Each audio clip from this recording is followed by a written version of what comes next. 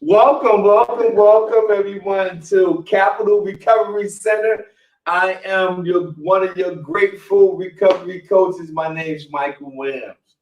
And I'm one of your recovery coaches. My name is Craig. Good morning, and my name is Karen, also a recovery coach.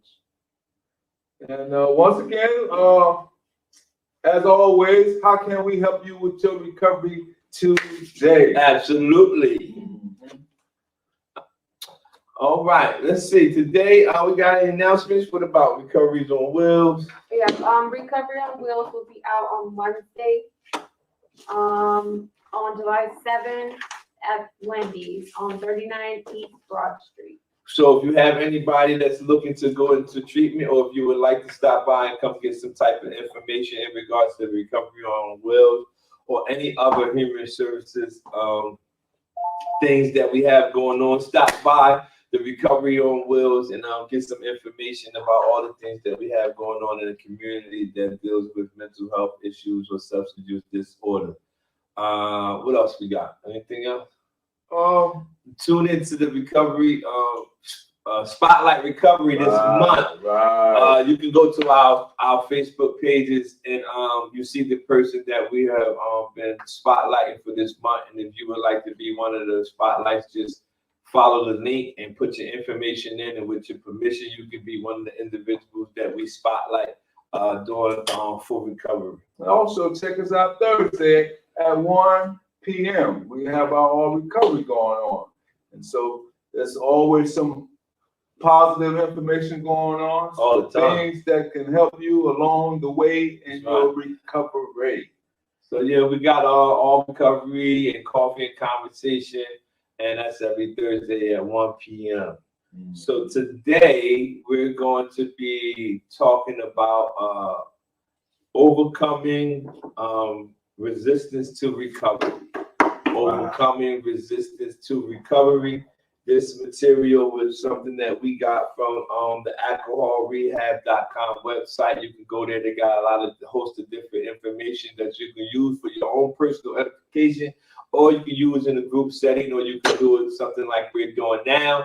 And always, as recovery coaches, we try to just give information to people who can use it to better or help them in the process of maintaining their sobriety. So overcoming resistance to recovery. Good topic. Very good topic. It's a very good thing that we need to be focused on. So what we usually do is we'll read some things, and then whatever is laid on our heart or our spirit or whatever you will give the credit to, we will discuss it from our own educational preferences. So you might hear me discuss something in my how I process the information we went over. You'll hear Ms. Karen do it. You'll hear Mr. Craig do it. We'll all come from a different perspective, but all of it is geared toward helping a person in their recovery walk. So the first chapter, who want to read that one? Okay, I'll do the honors. Okay. Why not? Since you twist my arm. Resistant and hopeless cases in addiction. It reads, it can be heartbreaking to watch loved ones destroy their own life with alcohol or drugs. The destruction caused by these substances is usually obvious to those close to the addict or those with an addiction.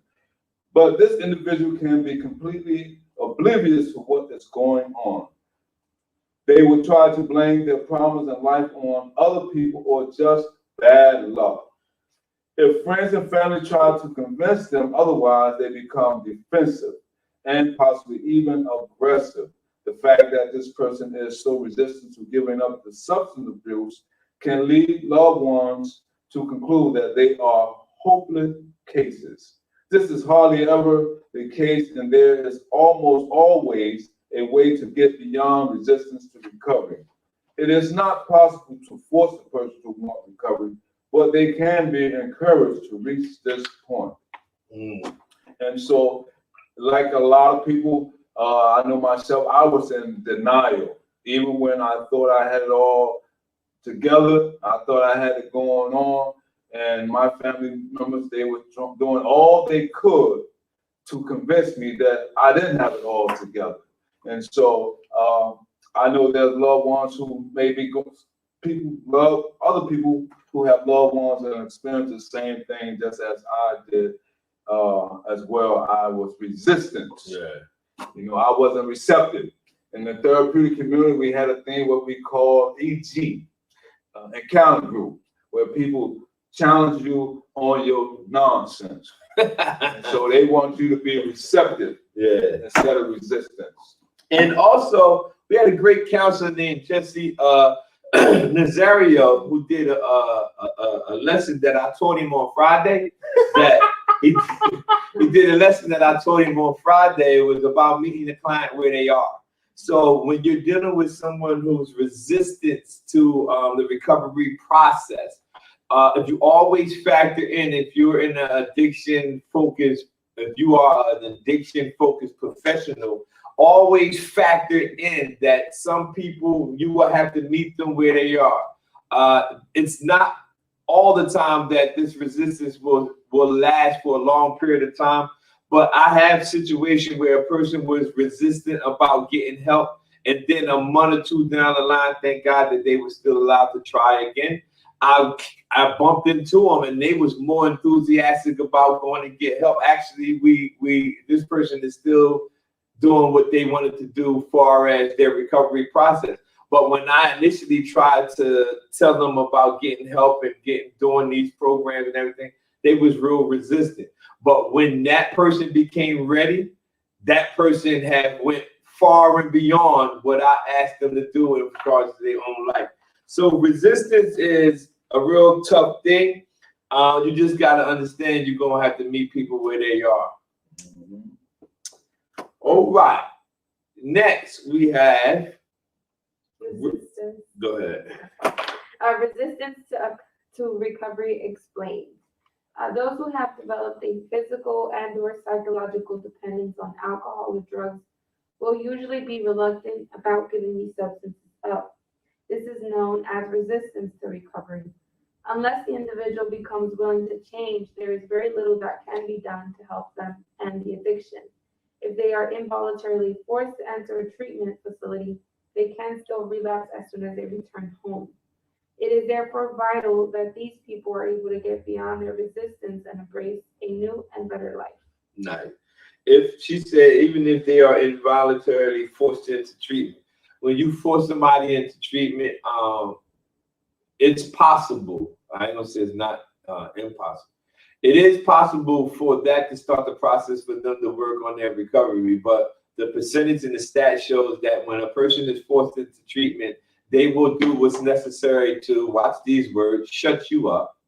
And once they get you to shut up, they go back to what they used to do. Or in my situation, I had 22 years of struggling with heroin and crack cocaine and living a criminal lifestyle.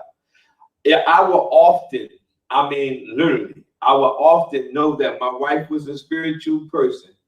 And my strategy, after I did all the stuff that I did in my life that was so disgusting, and I got kicked out the house, I will go to church on Sunday, and I know she was in the crowd, in the audience, so I will go to the front of the church and cry out on the altar, I want to change my life. I know she will see me, but I was just trying to get back into the house. So she would see me at the church and say, come home, wash up, get me back in the house, only for me to go do the exact same thing. Because it was something that I had to do that was basically forced on me to do so I could get something, but I resorted back to what my old behavior was. And when she read, even if we involuntarily force people into treatment, force them to get help, they usually resort back to what they used to do. So you have to understand resistance to recovery have to be explained. Yeah, and I'm a firm believer, Mike and Karen, that a person really have to have that self-will and self-determination to want to change their lifestyle. And with the proper help and the proper encouragement and the proper coaching, you can get on the road to recovery. And you got to also think, when she read in the beginning, she said, those who have developed a physical and a psychological dependency. Because sometimes you can have the physical dependency. When it becomes psychological, You can be actually healed from something, but you so psychologically and connected to the thing, you think that you need it. I always thought that even when I wasn't withdrawing from heroin, I was actually not sick from heroin, not withdrawing from heroin, but psychologically, I believe I'm still sick. And my wife's like, you're not sick. The doctor actually has you on Suboxone. So you're not sick. But in my head, I thought that I was actually sick. So you got to remember, some resistance to recovery will be because it became a mental thing. Mm-hmm. All right. So we're on to the next one. All right. Next one is reasons for resistance to recover. There can be many reasons for why the individual is resistant to help with their addiction.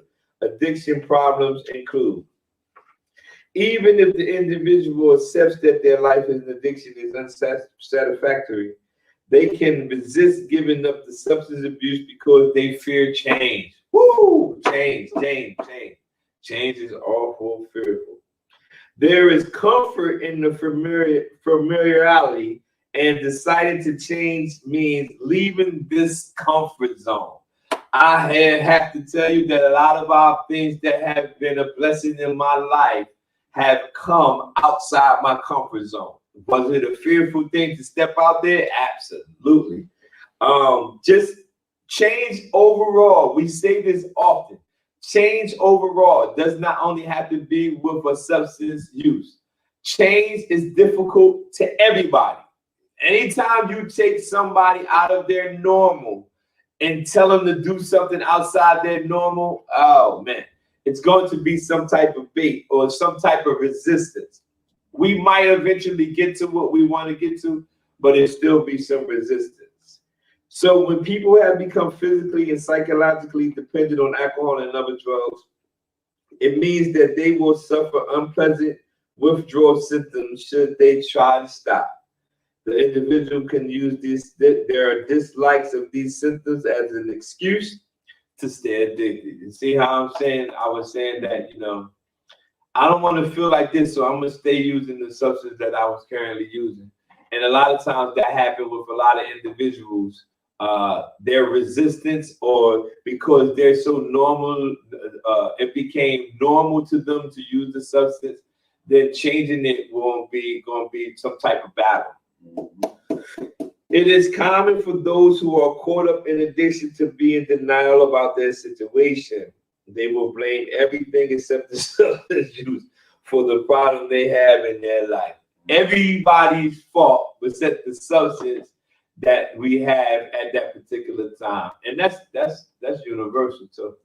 And the world can be crumbling around them, and they still, myself, I'm gonna keep the focus on me. When I was using, my world was crumbling all the way around me, and I still was in denial that I had it all together. And so, listen, don't be afraid to reach out for help when the world is crumbling around you. Reach out, call us here at Capital Recovery Center. Right. And we will be glad to assist you. There's a number at the bottom of the screen. My name is Craig. Mike is here. Karen is here. Someone is here to assist you. And we are here. And one thing, our motto is, how can we help you with your recovery today? And also our other motto, or we have two prominent things that we stand on, and the other one is, what does recovery mean to you? Yes, sir. And the reason I think this is a very vital question to ask is because everybody defines recovery differently. But if you tell me what it means to you, then I'm better able or better equipped to handle or assist you in your recovery walk, going down the path how you define recovery.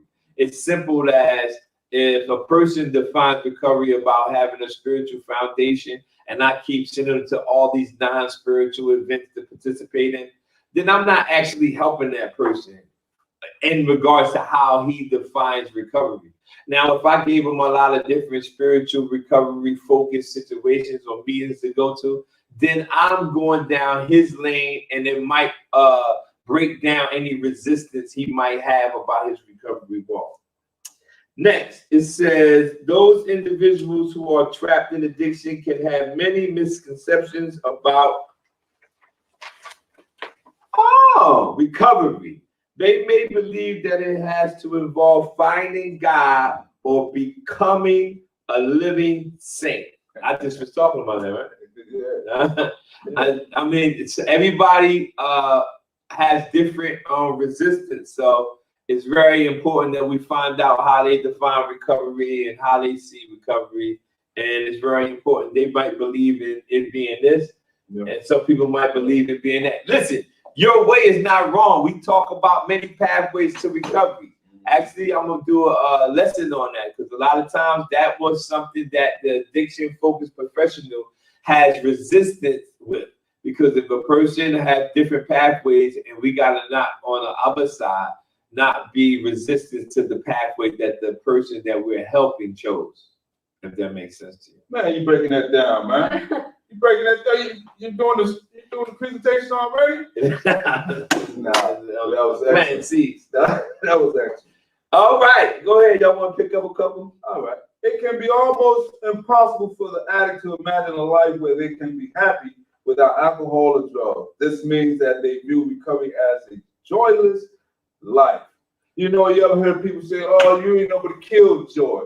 You know, I know when I was getting high, somebody come up and try to tell me, "Hey, man, do this and do that." I said, "Man, listen, man, you blowing my high, man. Things don't mess up my high. Don't mess up my high." But when I got in recovery, I noticed, honest to God's truth, that I was really enjoying life without having the substance in my body. Enjoying life without it? Oh man, I go to events and I can do my little dance, and I don't have to have nothing in me.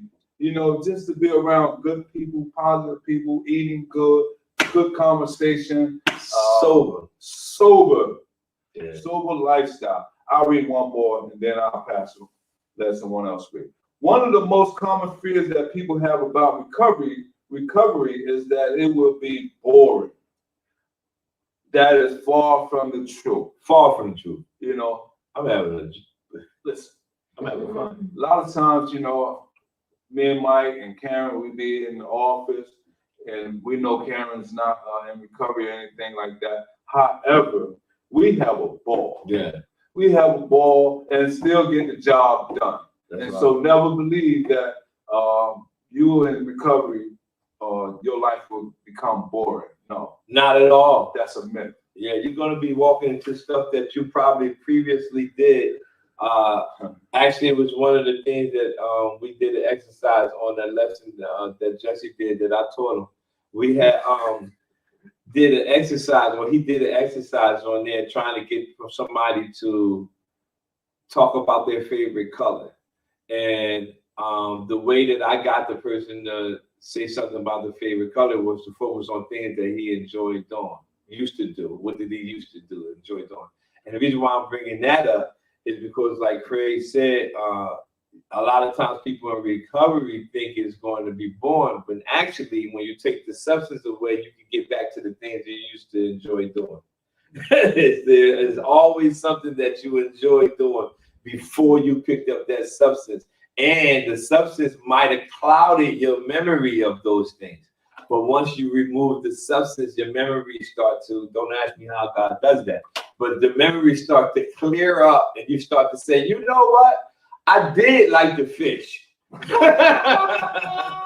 How you know how to put this hook and stuff on it? Because I used to like doing it and I just stopped doing it. So that's all that stuff start to come back to you, basketball or anything that you enjoy doing. So don't think when you take the substance away, like he said, most common fear that people have about recovery is that it will be boring. No, it won't. It will not be boring. Where we at? If the individual has low self-esteem, it will mean that they will not expect much out of life. Wow. They may be convinced that a life of addiction is the best they can hope for. Wow. And that low self-esteem part has to be built up. That's a great point right there. When we're talking about low self-esteem, there is I noticed, or I taught that self-esteem, my low self-esteem grew as I got older.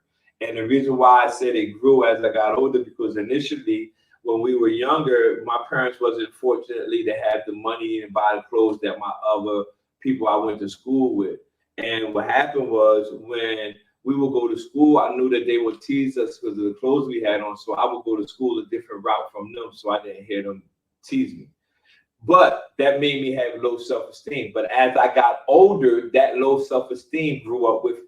So a lot of times you have to get down to the core of where your low self-esteem came from. I'm not a low self-esteem expert, but I know that if you get down to the core where the low self-esteem come from, then you're able to probably better deal with those situations. And here at Capital Recovery Center, if I may add, is that we are here to empower you. And I noticed that a lot of people of my age, I ain't gonna speak about the younger generation, you know, we have a fear factor of learning new things. And so, and a lot of times we tell ourselves with a lot of self-doubt. You know, if you have self-doubt, you already have a self-defeating attitude. And so when I help someone, whether it be open up an email account, and they thought that's something that they thought they were able to do on a computer, and we show them that, hey, listen, it's like riding a bike. Ride the bike. You know, take the training wheels off. Gotta try. You might bump your head a few times. You get back up. Get back up and listen. Don't have self-esteem, because you can do things that, you know, oh, that's a scripture that says, I can do all things through the Lord who strengthens me. All right? And I don't want to preach, but that's good, man. That's a good sermon, preacher boy. Hey, listen, it says there are where is that? Yeah. There are addicts who do want to end their addiction, but they believe that they have to hit rock bottom before they can quit. Listen to me. Rock bottom can actually be your last. So a lot of times you don't have to wait till you get to your lowest point for you to change. You can deviate going down at any point in time in your life. Because when you're using this, trust me, the roller coaster is going down, but it does not come up. So you can deviate that course at any moment. Don't wait for rock bottom. The danger with this kind of thinking is that they can wait until it is too late. The only time to give up addiction is now. That's my word for my devotion this morning. I just put up like 3 videos on my page. Check it out. And they all talking about now. Saying this is it's now. Do it now. Do it now. For some reason that was in my spirit all day. Do it now. do it now. Now. Don't wait. Don't wait. Do what you need to do to start the process of your life change, and do it now. Next, some individuals have had bad experiences with previous attempts at recovery. This is true. This will have left them feeling bitter and resented to any further attempts at sobriety.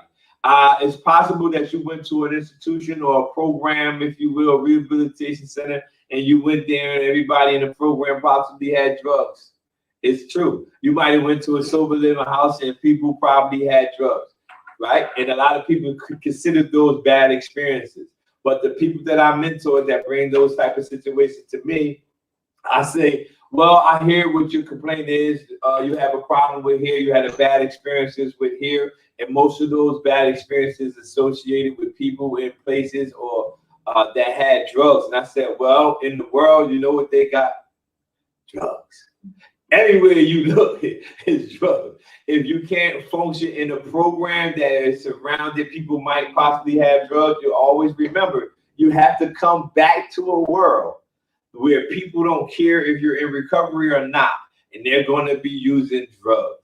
So that's something like a trigger that you might have. You can develop coping skills to help in triggers like that. But some of the experiences that you have at attempts at recovery, some of the other experiences you have possibly have been from relapse. You probably tried it, relapse, tried it, relapse, tried it, relapse. Thank God you're able to try it again because I didn't ace the test the first time I took it. I took it like 19 times. I lost count how many times I tried. But the thing that all my friends say, I don't even say it, all my friends say, we noticed one thing about you. You just kept trying to get it. And I tell y'all that. Yeah, he bumped his head a few times. Do it. He said 19, but all right. Those with addiction tend to surround themselves with a support network of drinking or drug using peers. Ain't that something? Those who with an addiction normally surround themselves with people that are doing the same thing. Comfort people. So I noticed that people placing things, if we remove ourselves from those old behaviors, those old patterns of behaviors, we can move forward. This group helps to keep the individual trapped in the substance abuse because the person can fear losing these friends. Hey, listen. Talk about it. It's all right to change friends, just like changing dance partners. They say it in the church often. I still dance, but I just changed partners. And so I got a different partner now. Right, I got a different partner now. So it's all right to have new friends. Not to say get rid of your old friends, but to encourage them. Once you get yourself together, encourage them to come along and let them see what it's really like. That it's not a boring lifestyle at all. We got to get rid of that stigma. Yeah, you got to understand, surrounding yourself around people who are currently using, try to make it normal for you. When I often talk about, or if you surround yourself with people who aren't using, if you pull out something to use, they gonna say, what you doing? But if you're around somebody who's already using and everybody around you is using, you can pull out some type of substance and they won't say not one word. So you got to surround yourself around people who, if you do it, that it looks out of the ordinary. Mm-hmm. So what we got? What time is it? We want to do this rest or? We should finish these. Okay, cool. Go ahead. You want to? Yeah. It says, many have low self-efficacy, and this means that they do not believe they have the ability to quit the substance abuse. Those who have abused mind-altering substances over a long period of time will have made this the main focus in their life. By giving up alcohol or drugs, they will need to give up a large chunk of their personal identity. Low self-efficacy. That means, like she said, they don't believe they have the ability to quit the substance. You actually have what it takes. When I learned what that was, I had studied the word. I kept hearing it in the field of addiction. I actually didn't know what it was. But when I studied the word and what it means, it's saying that you are equipped. It basically talks about us being equipped to perform up to the task or the challenge or the high-risk situation, but we don't even know how to use what we have to face the situation. We have it. We have what we need to perform, but we just don't know how to utilize what we have. It's an innate ability. Mm. Those who have those sound, I hear you, counselor. Those who have abused mind-altering substances over a long period of time will have made this the main focus in their life. By giving up alcohol or drugs, they will need to give up a large chunk of their personal identity. It's like breaking up with your best friend after doing it for 22 years. 22 years, you want me to stop using heroin and all that. And I've been doing it for 22 years. That's crazy. But that's what you're going to have to do. Mm-hmm. Next. And the last one. There are some with addiction who can be described as high functioning and outwardly successful. Wow. The fact that these individuals have such a well-maintained addiction means that they may not see any need for change. Wow. Wow. And so I heard that term, those who's able to drink. There are some people who are able to drink and hold down a job, but their lifestyle has some significantly been changed or altered in the way they normally behave. It may be some other factors within their lives that may manifest themselves. They may have anger issues. They may have relationship issues. And so don't think that because they maintaining a job that they got it all together. Yeah. So there's other factors They might got employment together. Yeah. That's not an issue. That's not an issue. Because they need their cash and they Refuel. need their money. Yeah. I miss work. I miss money. Oh man, okay, we want to thank y'all for tuning in for Capital Coffee and Conversation. We will be here Thursday at 1 p.m. for all recovery meeting, and we will conclude with the 12 steps. Oh, right. We will finish those up. Finish that off. And then we'll come back around and give you some more information. Again, my name is Michael Williams, one of the grateful recovery coaches at Capital Recovery Center. And I am Craig, also one of your recovery coaches here. And I'm Karen, also a Capital Recovery Coach. All right, guys, we'll see you later. Thank you for all your support out there. And also, we are certified.